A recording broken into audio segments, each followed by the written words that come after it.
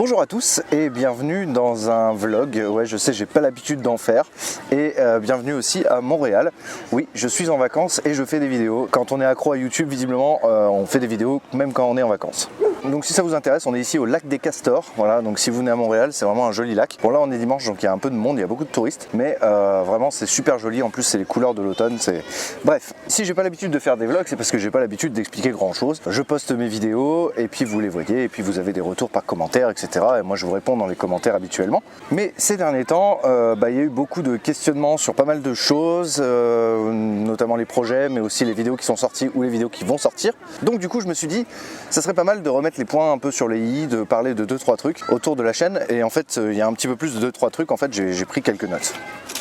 Donc tout d'abord parlons des deux vidéos qui sont sorties récemment, à savoir les avions du MCU et Apollo 10. Alors je sais, les deux n'ont pas grand chose en rapport, mais les deux ont soulevé des questionnements. Tout d'abord, pour ce qui est du MCU, on m'a dit que l'épisode semblait bâclé. Je suis plutôt d'accord, l'épisode était bâclé. En fait, je voulais tester un nouveau concept, parler des avions qui sont inspirés de vrais avions dans les films. Le truc, c'est que je me suis dit je vais attaquer le MCU parce que c'est la première idée qui m'est venue. Et en fait, j'ai peut-être attaqué quelque chose d'un peu gros qui m'a un peu surpassé. C'est-à-dire que j'avais sous-estimé tout ce que j'aurais à dire en fait normalement. Et vu que justement je préparais ces vacances, j'avais absolument pas le temps de vraiment approfondir pour chaque avion. Et après je me suis dit en plus la franchise MCU, si je fais une description de chaque avion, des phases 1, des phases 2, des phases 3 en racontant l'histoire de chaque avion à chaque fois, non seulement ça va être barbant en fait, mais les gens ne vont pas regarder parce que la vidéo sera tout simplement trop longue. Donc j'ai décidé de tenter quand même de faire une version un peu courte, voir déjà si le concept vous plaisait. C'est-à-dire que je voulais vraiment savoir si un concept comme ça, on peut ensuite l'étendre à d'autres films et même pourquoi pas revenir sur le MCU et entrer un petit peu plus dans le détail film par film. En fait, c'était vraiment une sorte de bêta-test, un épisode bêta-test, un concept bêta-test. Donc oui, je suis d'accord, c'était un petit peu bâclé, j'ai été un petit peu feignant sur ce coup-là, je l'avoue. Mais dans tous les cas, j'ai essayé de faire l'épisode avec le cœur comme j'essaie de le faire à chaque fois. Alors pour Apollo 10, vidéo qui est sortie vendredi dernier, je tourne ça, on est dimanche. Pour Apollo 10, j'ai eu quelques remarques concernant le nombre de pubs. Je tiens à vous rappeler que déjà les pubs c'est vraiment ce qui nous permet de financer les épisodes. C'est pas parce que l'épisode est gratuit qu'il a été gratuit à faire. C'est quand même très très cher de faire des vidéos comme je l'ai fait. Ensuite il faut savoir que Apollo 10 et d'ailleurs le MCU aussi, ce sont des vidéos qui ont été claim. Pour le MCU c'est normal, ça a été claim par Sony par rapport à, je crois c'était une scène de Spider-Man, il me semble que c'était ça. Et puis pour Apollo 10 elle a été claim par rapport à une musique de Frank Sinatra qui est passée dans l'épisode. Musique que je n'ai pas ajoutée moi-même, que je n'ai pas téléchargée et ajoutée moi-même, c'est dans les archives NASA. Malheureusement ça passe pas du côté YouTube. Donc du coup sur Apollo 10 et le MCU vous avez des pubs, mais ce ne sont pas les miennes, ce sont des pubs qui permettent de rémunérer les grosses maisons de disques et studios de production. Donc vous pouviez pas savoir quand vous m'avez engueulé dans les commentaires, enfin je dis vous n'étiez pas non plus tous à m'engueuler, mais je comprends que ça vous saoule qu'il y ait des pubs dans mes vidéos, mais sachez que des fois en fait ces pubs, je ne touche pas un rond dessus. Et c'est pour ça que c'est bien qu'on ait NordVPN, qu'on ait des sponsors comme ça qui nous permettent d'avoir de la liberté d'expression. C'est un peu bizarre comme ça, dit comme ça, mais en fait on réalise de plus en plus que les sponsors nous donnent plus de liberté d'expression que les revenus YouTube. Parce que les revenus YouTube, on n'est jamais à l'abri d'une démonétisation quand on parle de guerre. Et le problème c'est que nous, en dehors du fait qu'il faut bien qu'on mange, bien sûr, il faut bien surtout qu'on puisse produire des épisodes. Comme je le disais, c'est vraiment pas gratuit à faire un épisode de Stardust. Ça nous coûte pas mal cher, j'en ai déjà souvent parlé quand on me demandait des comptes. Je suis toujours transparent avec vous et j'essaie d'être le plus honnête possible. C'est comme un boulanger, il faut bien qu'il vive, même si c'est une passion, même s'il adore ça, il faut bien qu'il vive de son travail. Là actuellement je vis bien de mon travail, mais j'aimerais bien pas vivre mieux. Là j'ai largement assez, je demande pas de gagner des milliers des cents. Non, par contre, tout l'argent que je peux avoir en plus pourrait financer des épisodes. Il faut que vous vous rendiez compte aussi d'une dernière chose, et après je m'arrête sur l'argent parce que c'est vrai qu'on en parle beaucoup sur YouTube et qu'on dirait qu'on est obsédé par ça, mais alors absolument pas. Je voulais dire que en fait quand on sait qu'un sujet ne va pas nous faire gagner d'argent et donc ne va pas être amorti, il faut avec d'autres vidéos les amortir. Je donne un exemple, imaginons que je vais faire une vidéo sur le BF109. Il y aura forcément des images d'archives, il y aura forcément des moments où je vais parler du parti nazi et donc de la Seconde Guerre mondiale, et donc potentiellement sur les avions il y aura des croix gammées. À ce moment-là, si je poste cette vidéo, je suis sûr à 98% que cette vidéo sera démonétisée. Démonétisée, ça veut dire quoi? Ça veut dire que en gros, non seulement on touche rien dessus, mais en plus YouTube la met dans les limbes, hein, elle la recommande plus. Forcément, YouTube ne gagne pas d'argent avec des vidéos qui n'ont pas de pub dessus. Donc du coup ça les intéresse pas de les mettre en avant ces vidéos là, même si c'est des vidéos d'histoire.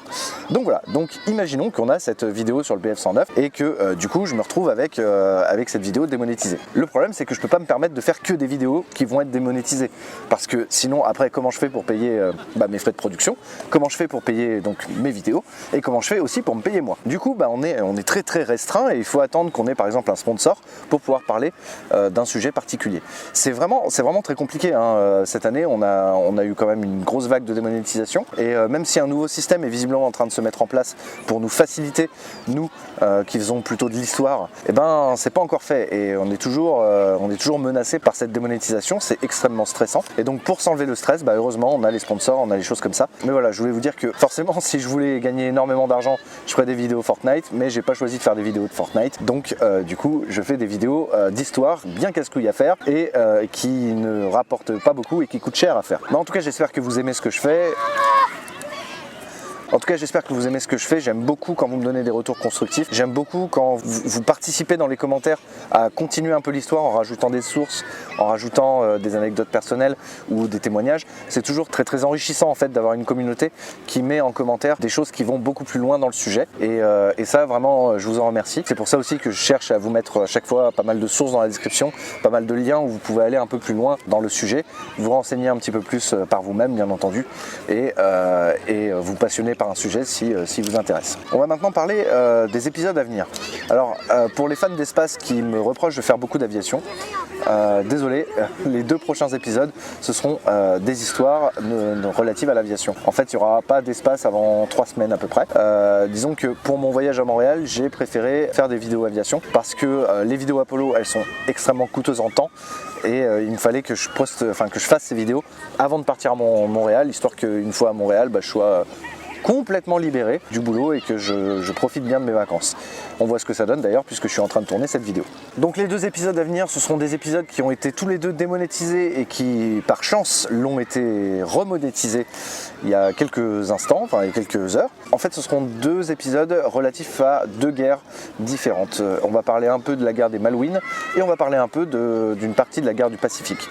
Donc ça va être assez intéressant, vous allez voir. C'est des histoires qui sont pas non plus méconnues, hein. C'est des choses qui, je pense, en tout cas pour la guerre du Pacifique, sont apprises à l'école, donc ça devrait pas trop vous surprendre. Pour ce qui est de la guerre des Malouines, c'est un peu moins connu en France, donc normalement ça devrait vous étonner un petit peu. En tout cas, si vous pensez que je fais beaucoup plus d'aviation que d'espace maintenant, ou beaucoup plus d'espace que d'aviation, on va remettre les choses au clair. Faites les comptes sur la chaîne depuis janvier, combien de vidéos d'espace, combien de vidéos d'aviation, vous serez surpris du résultat. Alors ensuite, vous avez peut-être vu que vendredi soir dernier, Arnaud de Astronogeek a posté le replay du live du TubeCon qui avait été fait avec le CNES à Toulouse.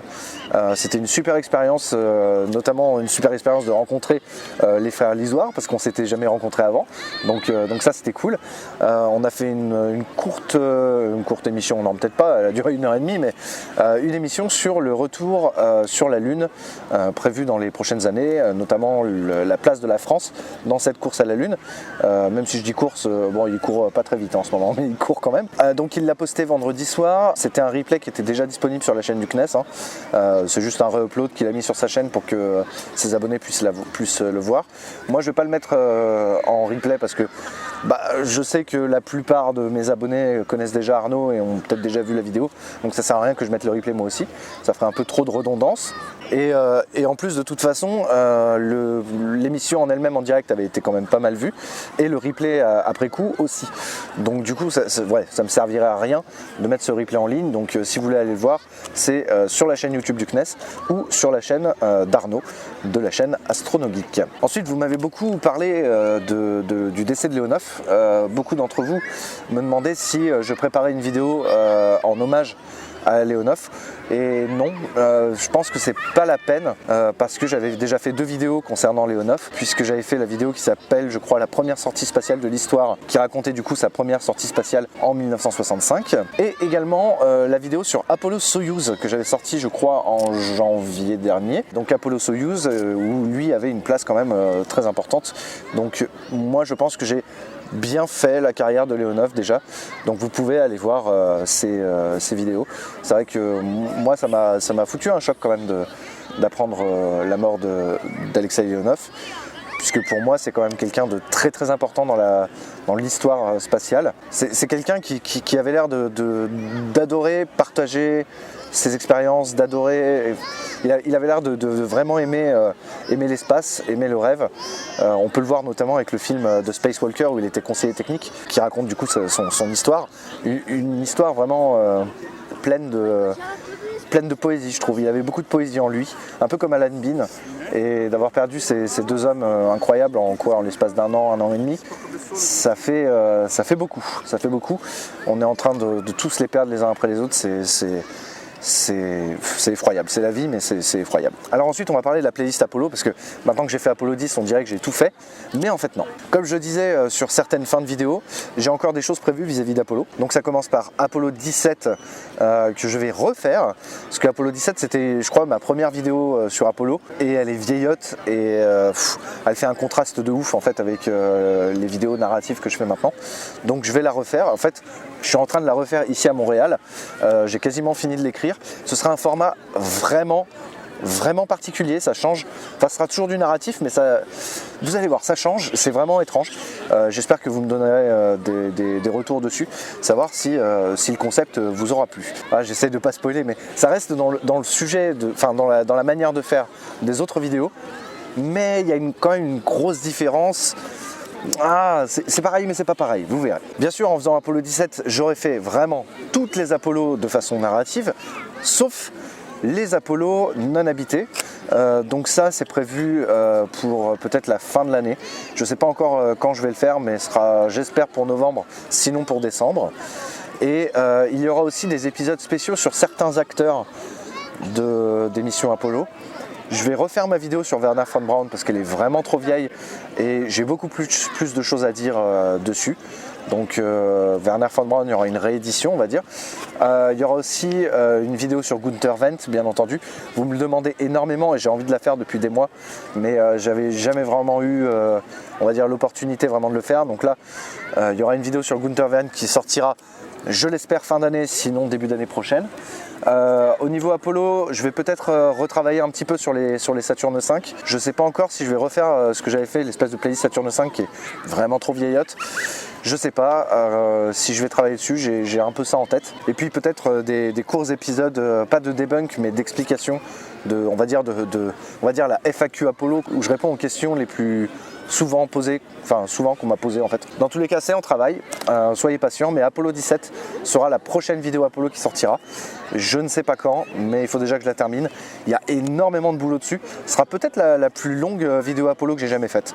C'est possible que ce soit comme ça. Et puis enfin, on va parler un petit peu de ici. Pourquoi je suis à Montréal? Parce qu'on pourrait se dire, ah, t'es à Montréal, donc tu vas tourner avec l'Agence spatiale canadienne, ou tu vas rencontrer des astronautes canadiens. Non, bah en fait, oui, mais en fait, non.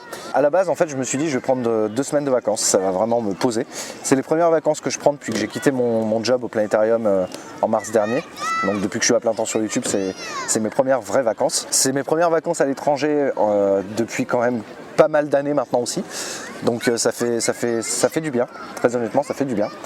Et en fait pourquoi je suis ici, tout simplement pour d'abord des vacances et en bonus peut-être tourner des vidéos.